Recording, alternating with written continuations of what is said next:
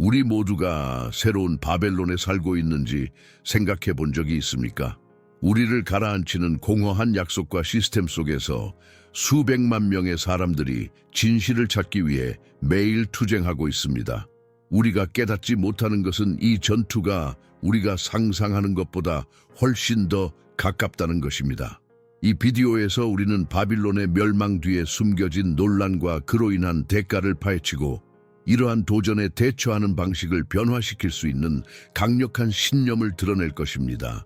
반대되는 진술을 준비하십시오. 진정한 자유는 우리를 가두고 있는 환상을 놓아줄 때만 올 수 있습니다. 당신을 기다리고 있는 보상이 모든 것을 바꿀 수 있고 앞으로 다가올 일에 대한 호기심이 당신을 숨막히게 할 것이기 때문에 끝까지 우리와 함께 하십시오. 바벨론의 모습은 고대 역사뿐만 아니라 현대 영성에서도 항상 독특한 매력을 가지고 있습니다. 사도 요한은 요한계시록에서 큰 바벨론으로 묘사된 이 수수께끼 같은 상징을 우리에게 제시하는데 그 상징은 그 복잡성 속에서도 압도적으로 호소력이 있습니다. 땅의 음녀와 가증한 것들의 어미, 요한계시록 17:5. 이러한 묘사는 이 말로 표현된 바벨론이 성경 기록뿐만 아니라 우리를 둘러싼 동시대의 이야기에서 무엇을 나타내는지 이해하려는 호기심과 긴급성을 가속화합니다. 이 주제를 탐구하면서 우리는 우리 삶에 나타날 수 있는 가치와 영향에 대해 숙고하게 됩니다. 만약 우리가 바벨론에 대해 읽을 때마다 그 주제성의 의문을 품게 된다면 가장 먼저 떠오르는 질문은 이것이다. 우리가 그리스도의 가르침에서 벗어난 체계에 의해 덫에 걸리도록 허용하고 있는 것은 아닌지 어떻게 알 수 있는가? 우리는 바벨론이 단순한 물리적 구조가 아니라 하나님에 대한 저항의 누적된 개념이며 열방을 유혹하는 부패와 도덕적 타락에서 그 모습을 드러낸다는 것을 증명했다. 역사적으로 바벨론은 고대 세계에서 문화와 우상 숭배의 중심지로 두드러졌지만 우리는 역사 너머를 바라보아야 합니다. 화강감과 영광이 정죄를 기다리게 되었다. 따라서 현대 문화의 매력은 종종 신자들을 유혹하여 성경에 설명된 순수함과 성실성의 길에서 벗어나게 합니다. 이것은 신성한 진리에 도전하는 이데올로기에 대한 집착의 뿌리가 어디에 있는지 이해하고자 하는 모든 사람에게 보내는 초대입니다. 하나님의 자녀로서 우리는 굳건하고 진실한 태도를 유지하며 우리를 그리스도로부터 멀어지게 하는 우정, 선택, 심지어 헌신으로 나타나는 것을 분별력과 용기를 가지고 바라보라는 부름을 받았습니다. 바벨론은 우리의 일상생활에 스며든 무관심한 패턴과 의심할 여지 없는 연관성을 불러일으킵니다. 그리스도에 대한 충실성의 기묘함을 키우는 세속적인 관행들, 로마서 12장 2절과 같은 구절은 이 세대를 본받지 말고 오직 마음을 새롭게 함으로 변화되어 하나님의 선하시고 기뻐하시고 완전하신 뜻을 분별할 수 있도록 하라고 권면합니다. 그래서 우리는 다음과 같은 질문을 하지 않을 수 없다. 누가 우리의 사회적, 정신적, 심지어 정서적 공존의 조건을 정하고 있는가? 시스템 글로벌은 황금 궁전으로 위장한 폭정의 향기를 내뿜는 약속과 혐의를 가지고 있습니다. 그리고 이것은 우리를 배교로 이끌 수 있습니다. 우리가 주의를 기울이지 않는다면 하나님의 왕국으로부터 결정적인 정도의 거리를 두게 될 것입니다. 두 구약 성경을 묵상할 때 우리는 삶에서 바벨론에 대담하게 맞섰던 인물들의 예를 소중히 여길 수 있다. 억압적인 왕국에 살았던 다니엘을 생각해보라. 그는 하나님과 맺은 성약을 지켰으며 신앙의 원칙을 실천하여 제국의 시민들 가운데서 두각을 나타냈습니다. 그는 강요된 특이성에 순응하지 않았고 그가 잘못된 길로 가도록 강요받았을 때 깊고 영적인 우정에 대한 책임이 있었습니다. 그리고 그 어려움이 견딜 수 없을 것 같았을 때에도 그는 굳건함을 유지했고 하나님과의 연합에 대한 희망은 결코 흔들리지 않았습니다. 울려 퍼지고 실질적인 그들의 설명은 기독교 정체성이 순응주의에 대한 저항과 확실히 공존할 수 있음을 비판적으로 보여주며 현대 바벨론에 남아있어야 한다는 부르심을 진정으로 반영합니다. 우리가 이러한 개념들을 환기시킬 때 능력주의나 빛을 온전히 한데 모으지 못하고 그 맥락에서 국가의 믿음을 빈곤하게 만들 뿐인 동시대 사건들의 헤드라인들이 있다. 이러한 어조로 당신이 이 드라마에서 어떤 역할을 맡고 있는지, 건강한 감정을 위한 일관성으로 작용하는지 스스로에게 물어보는 것이 중요하다. 바빌론을 염두에 두는 것은 당신의 삶에 겹쳐진 뉘앙스로 바빌론을 인식하는 열쇠가 될 수 있습니다. 단순한 연구가 아니라 진정한 목표는 우리 자신의 결정과 생활 방식에 대한 질문을 끊임없이 사용하여 이 세상에서 우리의 여정에 대한 비판적 관점을 확장하는 것입니다. 우리의 믿음의 여정 동안 분별의 진정한 본질은 우리가 바벨론과 하나님 나라 사이의 분열을 명백하게 드러낼 때에만 전면에 드러날 것입니다.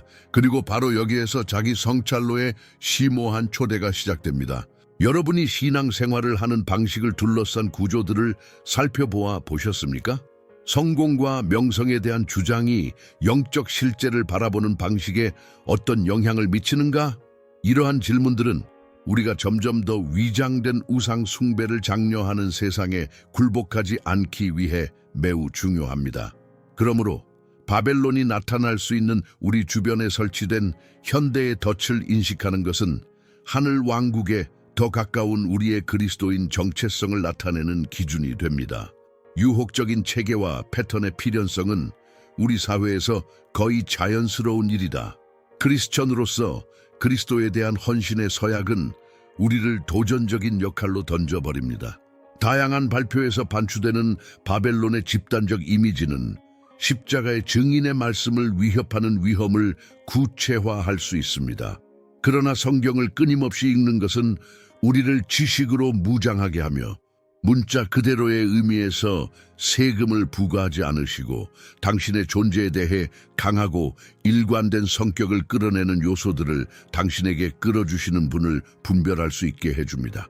히브리서 12장 1절에서와 같이 우리는 우리를 단단히 둘러싼 모든 무거운 것과 죄를 벗어버리고 우리 믿음의 주요 또 온전하게 하시는 이이신 예수를 열렬히 바라보며 우리 앞에 있는 경주를 인내로서 달려야 할 의무가 있습니다. 평행 현실을 구축하는 이 각각의 순간에 마지막 초대가 우리 각자를 붙잡습니다. 그런 다음 미묘한 성찰의 단어는 지극히 높으신 분과의 더 깊은 관계 안에서 개인적인 행동을 교환할 것을 제안합니다. 따라서 피할 수 없는 분기점이 다가오고 있다. 우리는 망각하는 관찰자로 남을 것인가? 아니면 진정으로 신앙인으로서 우리의 자리를 차지할 것인가?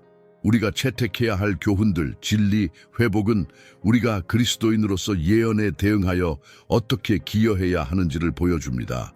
우리는 어둠 속에서 민첩하게 빛나는 빛을 울려 퍼뜨릴 수 있으며 이 여정의 주인공이기도 합니다. 더 나아가서 수수께끼에 대한 이 서론을 마무리하면서 우리는 이제 지식에 대한 설명으로 인도된다. 영적으로 포화된 환경에 대한 인식을 통합하는 것은 단순한 일이 아니라 세대를 거쳐 울려 퍼지는 신앙의 증거입니다. 그리고 모든 길이 교차할 때 우리는 첫 번째 교차점, 즉 우리 앞에 놓인 다음 단계에 도달하는데 정체성은 현대의 상징이라기보다는 우리의 일상생활에서 바벨론의 현존을 약화시키기 위해 우리를 기다리고 있으며 따라서 하나님의 왕국 안에서 우리의 행동을 지지한다. 바빌론의 본질은 영적 성찰 속에서 단순한 물리적 도시라는 개념을 초월하는 복잡성을 불러일으킨다.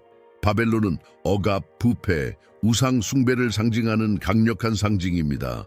고대의 바빌론은 느부갓네살의 후원 아래 거대한 대도시로 부상했으며 웅장한 신전과 활기찬 문화로 특징지어졌습니다. 하지만 그 도시의 풍요로움 속에는 항상 하나님의 계율에 반대되는 관습들이 산재해 있었습니다. 우리에게 깊이 연상시키는 현대 조항을 제공하는 계시록에 비추어 볼 때 바벨론은 부패한 원칙 체계가 현대 사회에서 지배력을 추구하는 방식을 분석하는 렌즈가 됩니다. 따라서 우리는 다음과 같은 질문에 직면하게 된다. 우리 역시 현대의 바벨론에 살고 있는가? 역사를 공부하면서 우리는 바벨론이 문화의 중심지였을 뿐만 아니라 하나님에 대한 반역의 상징이었다는 것을 깨닫게 됩니다. 그의 백성의 교만과 우상 숭배는 그를 둘러싼 나라들의 영성을 더럽힌 누룩과 같았습니다. 창세기 11장의 이야기에서 유명한 바벨탑은 창조주로부터 자율성을 찾으려는 인류의 자기중심적인 추구를 상징합니다. 하나님께 영광을 돌리는 것이 아니라 하늘에 닿을 수 있는 탑을 세우려는 시도는 언어의 혼란과 민족의 흩어짐을 초래했습니다. 이것은 우리에게 오늘날 울려 퍼지는 주제로 우리를 이끕니다. 우리가 우리 자신의 지혜와 자율성을 위해 진정성과 신의 통제를 제거하려고 할 때 우리는 또한 우리의 마음과 사회에 바벨론을 창조하는 위험을 무릅쓰는 것이 아닌가? 역사적으로 볼 때 바벨론의 멸망은 하나의 패턴을 기록하고 있습니다. 화려함과 웅장함을 얻은 그 도시는 하나님의 주권을 인정하지 않음으로써 영적, 도덕적 부패의 상징이 되었다. 모든 악행은 정의의 심판을 불러일으켰고 모든 진실의 파편은 환상의 모래 밑으로 짓밟혔다. 이와는 대조적으로 성경 속 인물들의 경험은 이 고난의 시대에도 하나님께 대한 신실함이 배교를 이길 수 있는 잠재력을 가지고 있음을 보여줍니다. 다니엘의 사례는 이러한 저항에 대해 많은 것을 가르쳐줍니다.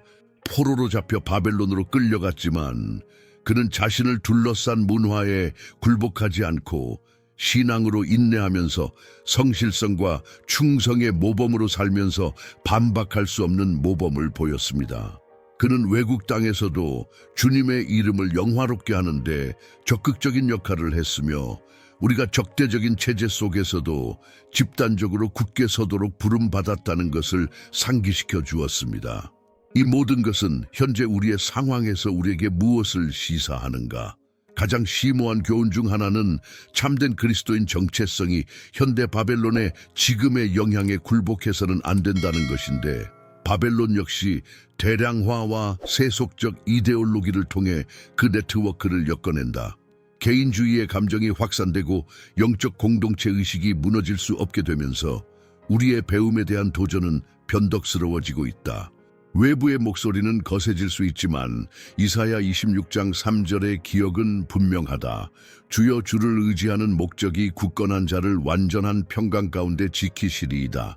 이 구절은 우리 주변 사람들에게 빛의 아우라를 만들어 줄 수 있는 삶을 찾기 위해 우리의 의도를 다듬으라고 권고합니다. 고려해야 할 중요한 요소는 요한계시록 17장 5절에 언급된 큰 음녀가 외적인 행위에만 국한되지 않고 세속주의와 왜곡된 가치관에 자신을 내어준 영혼의 애정을 나타낸다는 것입니다. 이런 의미에서 우리 각자는 언젠가는 바벨론의 공간을 공유하게 될 수도 있습니다. 그러므로 우리를 그리스도교적 가치관으로부터 멀어지게 하는 것이 무엇인지에 대한 개인적인 검토는 불가피하다. 그것은 물질적 기준에 대한 우리의 지속적인 애정인가? 우리는 세상의 부와 쾌락에 대한 집착이 교묘하고 위험하게 우리를 굴복하게 만들 수 있다는 것을 알고 있습니까? 성경은 세상이나 세상에 있는 것들을 사랑하지 말라, 요일 2:2보고 경고합니다. 따라서 이러한 이중성에 직면할 때 우리는 주님에 대한 우리의 헌신을 훔치려는 억압적인 제도의 순교자가 되지 않도록 우리의 우선순위와 우리의 신뢰를 어디에 두어야 할지 숙고하지 않을 수 없습니다. 바벨론이 무엇인지에 대한 특정한 해석의 변혁적 역동성, 참된 충실함이 어떻게 개인과 공동체 차원에서 혁명적으로 변화될 수 있는지, 기도와 공동체의 의도에 의해 강화될 수 있는지를 상기시켜주는 또 다른 역동성이 여기에 있다. 바벨론에서 사는 경험은 방황일 뿐만 아니라 약속을 갱신하고 그리스도의 공동체로서의 정체성을 재확인하는 비옥한 밭이 될 수 있습니다. 그 투쟁이 변혁적일 수 있다는 확신은 우리 각자에게 우리 자신의 영적 여정에 대한 책임을 일깨워줍니다. 그리고 이 길에서는 주변의 모든 것이 혼란스럽고 불확실해 보일 때에도 비전을 인식하고 결정을 내리는 것이 필수적입니다.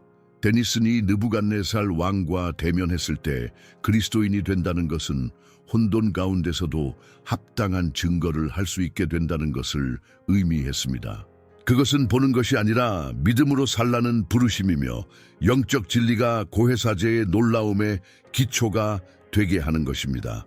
분수령이 되는 순간에는 마태복음 5장 16절에 너희 빛을 사람 앞에 비치게 하여 그들로 너희의 착한 행실을 보고 하늘에 계신 너희 아버지께 영광을 돌리게 하라 와 같이 진정성이 진정으로 빛을 발합니다. 그러므로 우리가 바벨론의 정체성의 복잡성을 계속 추적해 나가면서 바벨론의 건설이 물리적 구조나 비뚤어진 종교적 암시에 국한되지 않고 우리 안에, 우리 마음 안에 있으며 우리의 일상 태도와 실천에 반영되어 있다는 사실을 잊지 말아야 합니다. 우리가 일상생활에서 무엇을 하고 있는지에 대해 성찰하라는 도전을 받으면서 우리는 계속해서 성찰을 촉구한다. 우리는 바빌로니아적 가치관을 포기해야 한다는 것을 알고 있는가?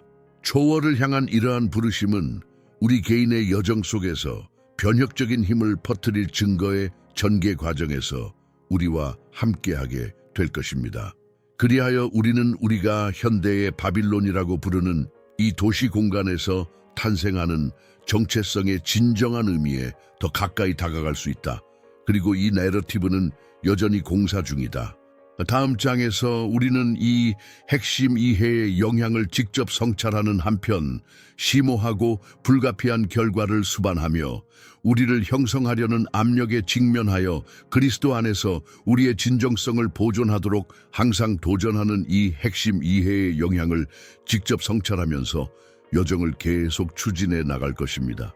성령께서 이끄는 참된 이해를 향한 우리의 노력이 현대의 바벨론이 창조주께 대한 신실함의 새로운 힘으로 무너져 내리는 것을 볼 때 우리를 추진하고 영감을 주기를 바랍니다. 예언의 계시와 요한계시록에 제시된 잊을 수 없는 이미지들을 파고들 때 우리는 바벨론이 요구하는 큰 공물의 암울한 현실에 직면하게 됩니다. 이 헌사는 단순히 화폐의 문제가 아니라 우리가 그리스도를 믿는다고 고백하는 신앙과 깊이 반대되는 가치와 원칙을 수용하는 것을 의미합니다. 그것은 우리의 충성심에 대한 조용한 시험이며 신성한 원칙에 충실하고 우리를 소외시키려는 세상의 표준에 저항하라는 부름입니다. 여기서 우리는 첫 번째 성찰을 시작해보자. 바벨론은 우리에게 공물 중 무엇을 요구하고 있는가? 우리가 앞으로 다가올 일에 대한 예언적 엿보기를 향해 나아갈 때 우리의 생각과 마음을 흡수하는 관행과 신조는 무엇입니까? 역사적으로 바벨론은 우상 숭배와 도덕적 타락의 장소였으며 사람들을 하나님으로부터 멀어지게 하는 가치와 관행을 전파했습니다. 고대 히브리 민족은 바벨론의 억압을 경험하고 포로로 잡혀갔으며 이 시기는 극심한 영적 시험의 시기였으며 이는 이스라엘 백성의 역사에 오늘날까지 영향을 미쳤습니다. 시편 137일에서 말하듯이 우리가 바벨론 강둑에 앉아서 시온을 기억하며 울었더라. 또 이 한타는 신앙의 정체성과 자유의 상실을 의미하는 헌사와 그 가르침의 신성함을 반영하지 않는 공간에 순응하는 것을 꺼려하는 것을 의미하는 헌사를 반영합니다. 따라서 우리는 추앙심이 우리를 정신적 본질로부터 멀어지게 하려는 압박과 외부의 영향의 순간에 나타나는 것을 관찰합니다. 이러한 공물의 상징주의의 진화는 사도 요한이 요한계시록 13:6-17에서 짐승의 표를 이야기하는 말에서 더욱 두드러집니다. 이 수수께끼 같은 상징은 억압적인 시스템에 대한 순응, 고립된 권력에 대한 충성으로의 초대에 대한 논쟁을 표현합니다. 고대 세계에서 이 표식을 상징했던 것이 현대에 널리 퍼져 있어서 이와 같은 종류의 순응주의와 영적 분열을 일으키는 현대의 우상 숭배에 대한 집착을 조장하고 있습니다. 현재의 문화에서 우리가 지불해야 하는 공물은 우리가 받아들이는 선언되지 않은 약속으로 나타날 수 있습니다. 진리 탐구를 포기하고 불안정한 세상의 타락한 약속을 받아들이는 철학에 우리는 어떤 행동이나 지지를 주고 있는가? 현대의 헌사를 돌아보면 긴장감이 느껴집니다. 소비주의는 끊임없이 우리에게 더 많은 것을 획득하도록 촉구하며 정체성은 물질적 재화를 통해 형성된다고 제안하며 이는 우리로 하여금 스스로에게 묻게 한다. 이것이 우리의 영적 본질로부터 어느 정도까지 우리를 멀어지게 했는가? 사도 바울은 디모데전서 6장 10절에서 돈을 사랑하는 것이 모든 악의 뿌리라고 경고합니다. 세상에 대한 이러한 자기애는 우리에 대한 깊은 분석을 필요로 한다. 진정한 헌신은 그리스도 안에서의 단순함에서 멀어지게 하는 이데올로기에 굴복하라는 압박을 받을 때 개인적인 현실에 대한 질문이 우리의 진정한 가치를 공허한 소통의 통화로 교환하는 것을 이해하는 것을 의미합니다. 이른바 현대판 바벨론의 징조와 비유는 그 이데올로기의 무절제한 착취를 통해 그리고 정치에서 개인적 관계에 이르기까지 삶의 다양한 영역에서 우리가 얻은 도덕적, 윤리적 희석을 통해 나타날 수 있다. 두려움과 압박 속의 삶은 우리가 참된 언약의 질문들을 바라볼 때에만 강조됩니다. 사실 우리는 단지 인정, 성공 또는 소속감을 얻기 위해 무엇을 기꺼이 희생할 수 있는가, 각 선택에 내재된 가격에 대한 인식을 다시 불러일으킬 필요가 있습니다. 매일 우리는 우리에게 무언의 대가를 치르는 결정들 사이를 오가며 우리가 그것을 깨닫지 못할 때 우리는 조금씩 우리를 부르심받은 사람의 하찮은 버전으로 전락시키는 영적 할인을 받아들이게 됩니다. 이 주제를 조명하는 변혁적인 사례는 세계적인 억압의 어려운 시기에 자신의 원칙을 굳건히 지켰던 사람들, 예를 들어 제2차 세계대전 당시에 첼리스트이자 작곡가인 에티 힐레숨의 삶이다. 그녀의 나날은 외적인 슬픔과 억압의 찬사로 가득 찼지만 그녀는 그리스도와 연결된 영에 대한 충실함이 고통과 압박을 초월한다는 것을 증명하면서 자신의 여정에서 빛과 희망을 유지하겠다고 맹세했습니다. 따라서 그 초대는 저항의 초대일 뿐만 아니라 여정에서 세심한 개성을 형성하는 희망과 믿음의 가치에 대한 재확인의 초대이기도 합니다. 바벨론의 고대 공물을 연상시키는 현대의 눈사태 같은 도전 속에서 이러한 성찰은 하나님과의 진정한 연결에 바탕을 둔 영성과 진정성의 새로운 차원을 추구하는 것이 시급함을 흑백으로 드러냅니다. 빌립보서 3장 20절은 우리의 시민권은 하늘에 있으니 거기서 우리가 또한 구주를 기다린다고 강력하게 상기시켜 줍니다. 이러한 이해는 이론을 넘어 우리 안에서 생생한 소문처럼 고동치며 태도와 관계를 형성합니다. 천국에서 시민권을 세우는 것은 우리의 영적 헌신을 희석시키는 모든 것을 거부하고 우리를 영원한 목적에서 멀어지게 하려고 고집하는 제도에 부식시키는 압력에 대해 경계하도록 이끕니다. 우리가 짐승의 표와 매일 바벨론의 곡물에 대한 저항을 키울 때 우리가 연약함의 길을 택하도록 도와주는 항상 용서하는 신실함에서 심오한 거듭남이 일어납니다. 마지막으로 충실한 임팩트가 있는 스토리를 구축하는 것입니다. 포기를 할 때마다 비록 고통스럽기는 하지만 사랑과 진리라는 더 큰 목적에 봉사하는 것임을 기억하면서 우리는 매일 우리 자신의 부름을 충실히 수행하며 살도록 격려받습니다. 유혹의 직면에서도 빛을 발하는 이 저항의 빛은 자기 인식이 근본적인 역할을 한다는 것을 인식하게 하며 결국 자기 인식은 하느님께서 세상에 드러내고자 하시는 진정성과 본질에 기초한 참된 인격을 우리 안에 형성해 주는 것입니다. 우리가 앞으로 나아갈 때 중요한 전환은 우리를 다음 장으로 이끌며 여기서 우리는 바벨론의 멸망을 예고하는 징조들과 얽혀있는 예언들을 탐구할 것입니다. 이 횡단이 우리에게 요구되는 헌사의 무게와 의미를 드러냄으로써 경고일 뿐만 아니라 희망으로의 부름, 즉 우리를 굳건하고 활기차게 하며 창조주와 맺은 영원한 계약의 기쁨 안에서 굳건히 지켜주는 부름이 되기를 바랍니다. 헌신과 영적 연결의 본질로 돌아서서 우리는 현대 세계의 격동적인 바벨론의 영향 속에서 하느님에 대한 신실함이 어떻게 싹트는지를 보여주는 성찰의 여정을 시작합니다.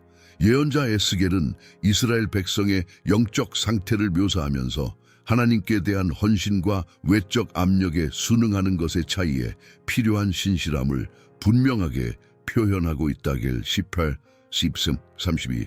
충실함과 소망 사이의 관계는 종종 어둠에 얽혀 있는 것처럼 보이는 맥락에 몰두하면서 우리에게 참된 생명을 주는 원리에 따라 정렬되어 있으라는 끊임없는 부름에서 분명해집니다.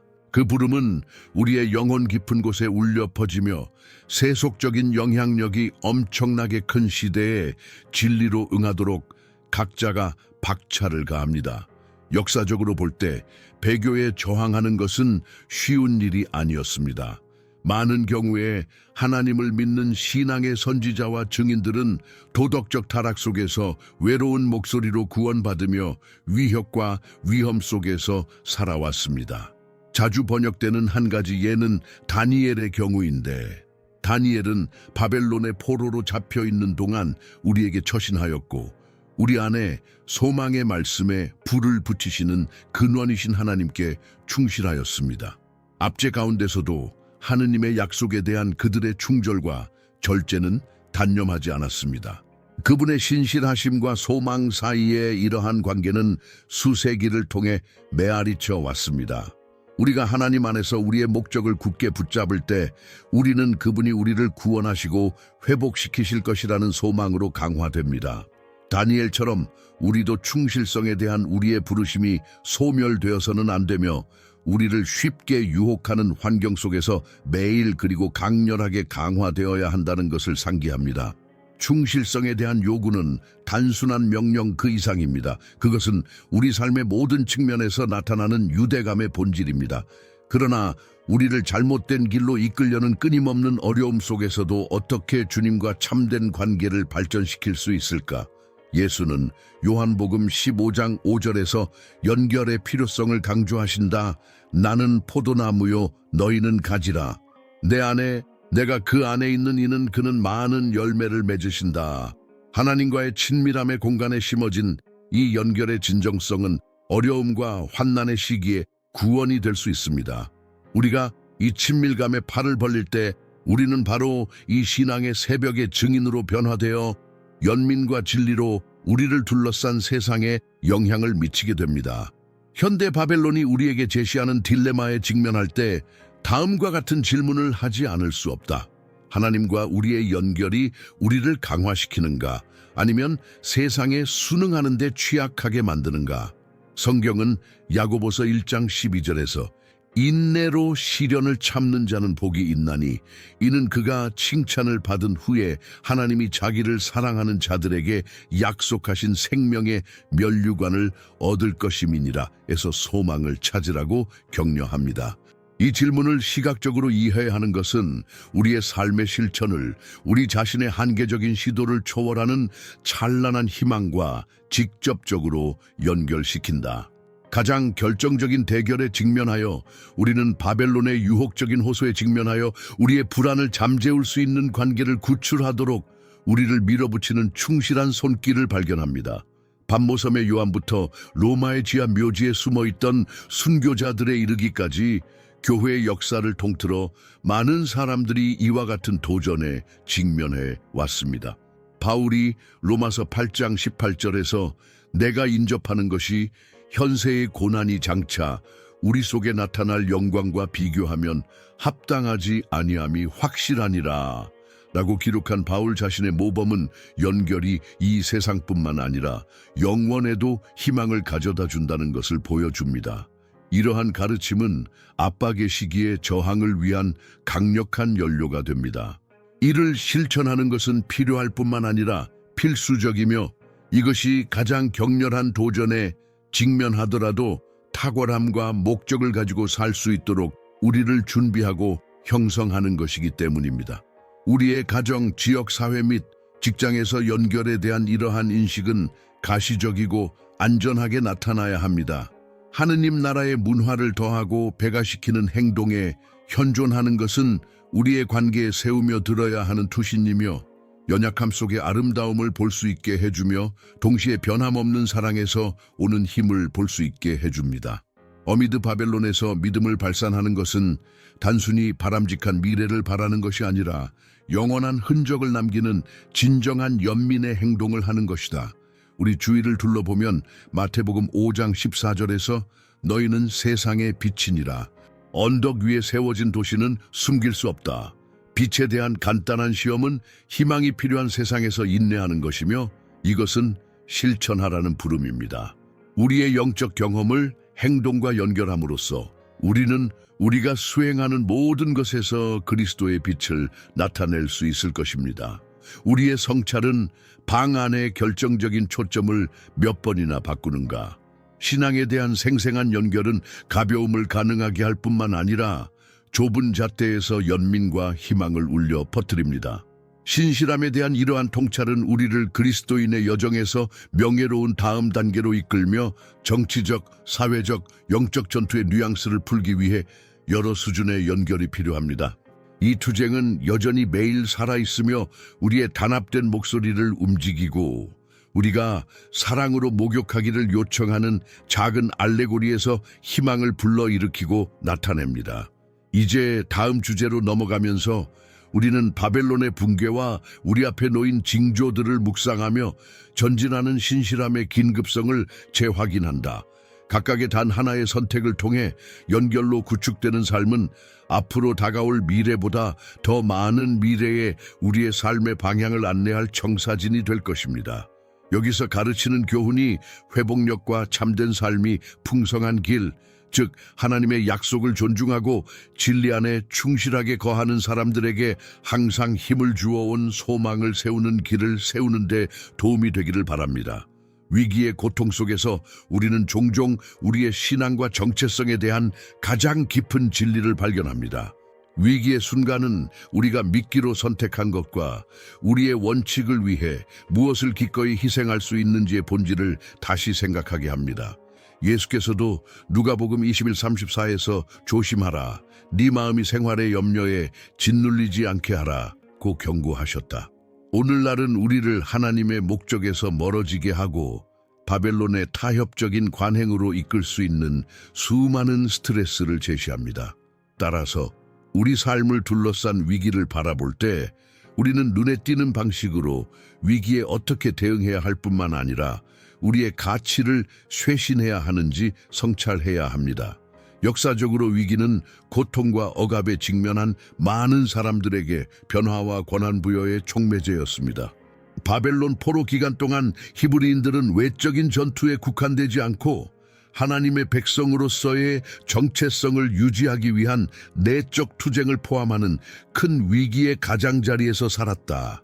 이 시기는 예배 때문만이 아니라 변화에 대한 기대 자체에 필요한 대가를 드러냈다. 에스겔과 같은 선지자들이 회개하고 하나님께로 돌아오라는 외침은 그에 비례하여 강렬했기 때문에 그들의 약속에 다시 동조할 것을 요구했습니다.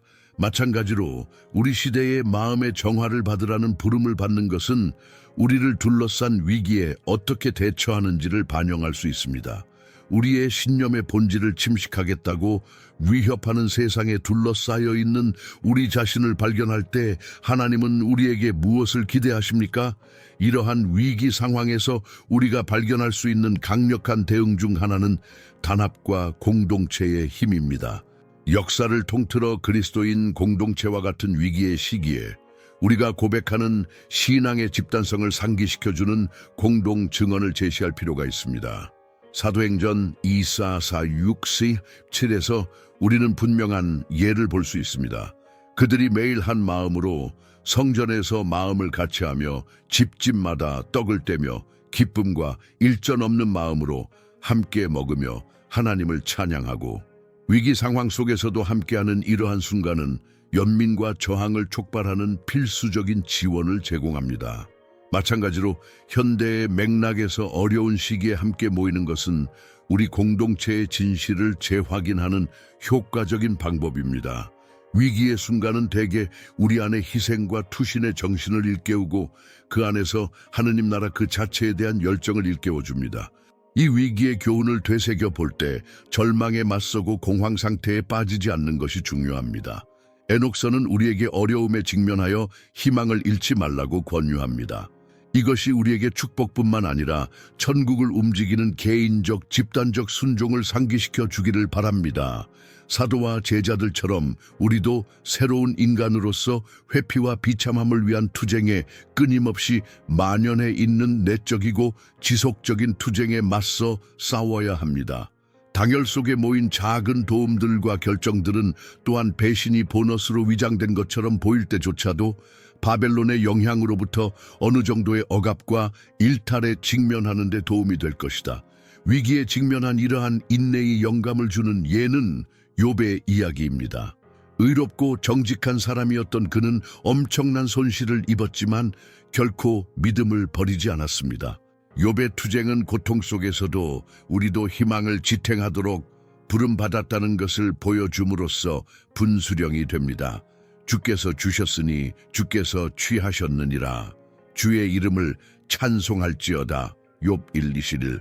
이 말은 상실에 대한 증거일 뿐만 아니라 모든 고통에는 성품과 신앙을 쌓을 기회가 따른다는 것을 인식하는 사명으로의 부르심입니다. 그리고 그분이 하실 수 있다면 우리도 그렇게 하지 않겠습니까? 욥의 가르침을 통해 우리는 위기 속에서 새로운 목적의식과 희망을 드러낼 수 있다는 것을 깨닫게 됩니다. 우리의 삶과 공동체에서 불확실성에 직면할 때 이 전례 없는 경험들을 신앙의 빛으로 가져오는 것은 우리에게 쇄신을 가져다 줍니다. 핵심 질문은 이렇다. 우리는 우리 자신을 성장시키도록 허용하고 있는가? 아니면 우리의 고통 속에 정체되어 있는가? 어려움조차도 충실과 일치 안에서 거듭나기 위한 연료로 바뀔 수 있다면 고린도후서 1장 4절 우리의 모든 환난 중에 우리를 위로하사 우리로 하여금 하느님께 위로를 받는 그 위로로 어떤 환난 중에 있는 이도 위로할 수 있게 하려 하심이라. 고 말하듯이 우리를 이끄는 형제적 상호 연결의 빛으로 어떻게 돌아갈 수 있겠는가? 우리는 이 위기가 우리 자신과 우리 하느님뿐만 아니라 우리 이웃과도 다시 만나야 할 필요성을 확립하는 대위법으로 나타난다는 것을 이해합니다. 이 모든 것은 희망의 단위가 진정한 서비스에 의해 재구성될 수 있는 패턴으로 우리를 움직입니다. 이런 식으로 일어날 각각의 위기는 우리 안에 무엇을 위해 싸우고 저항할 가치가 있는지를 상기시켜주는 회복의 힘을 불러일으킨다. 그리고 우리가 슬픔 가운데서 서로에게로 돌이킬 때 시편 37:8의 말씀이 얼마나 진실되었던가. 여호와는 마음이 상한 자에게 가까이 하시며 마음이 상한 자를 구원하시는도다. 위기 너머를 점진적으로 바라보는 것은 치유 과정에 집중함으로써 마음의 마음을 평가하고 단합이 터지는 것을 느끼는 것입니다. 그러므로 우리가 바벨론이 직면하고 있는 결정적인 순간들에 대한 검토를 마무리하면서 바빌론의 도전을 포용하는 책임을 각자가 짊어지는 것이 필수적이며 그 도전은 활력과 그 너머를 위해 충전하는 역할을 할 수 있습니다.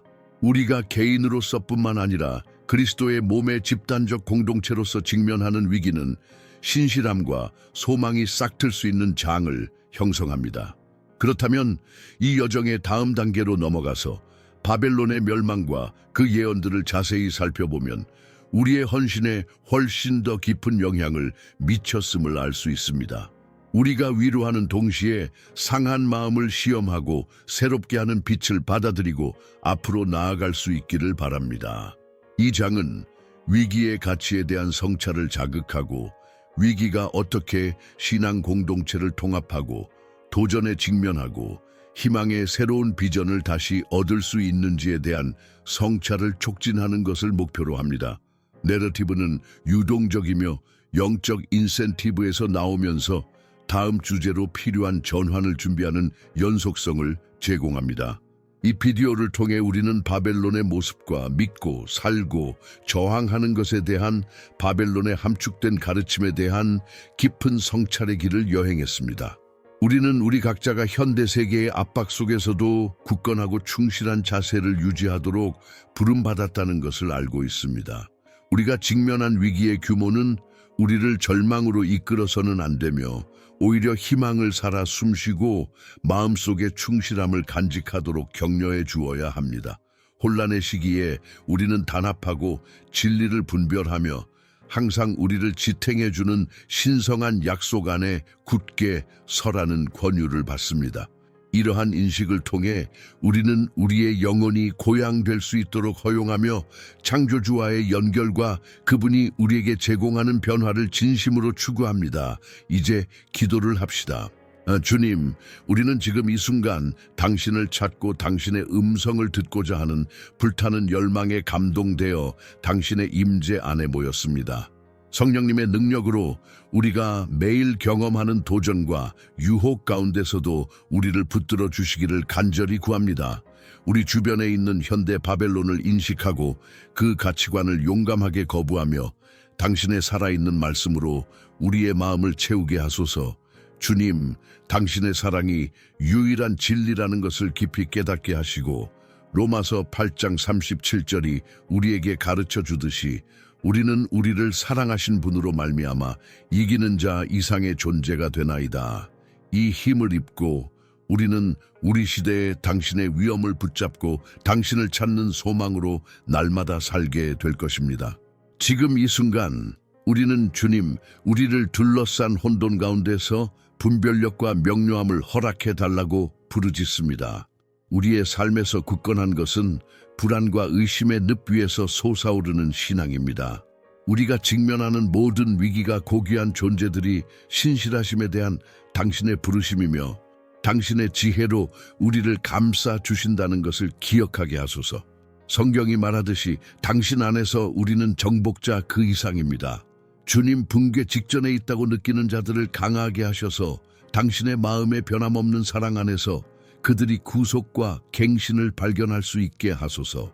이 관계 안에서 주님, 우리는 우리가 당신의 은혜로 붙들려 있음을 확신하며 매 걸음마다 당신을 만날 것입니다. 라는 당신의 이름에 대한 헌신을 지킵니다.